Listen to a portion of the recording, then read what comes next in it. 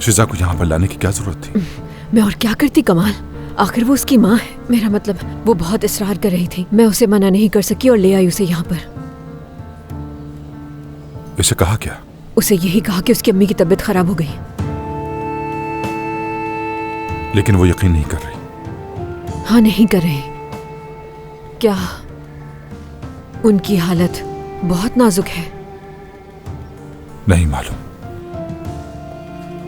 जब तक हमने दरवाजा तोड़ा उसने अपने आप को रस्सी से लटका लिया था।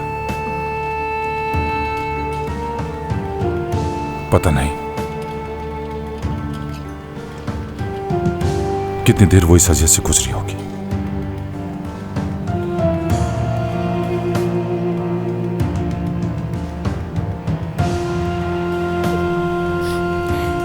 मॉम प्लीज हमें छोड़ के मत जाए।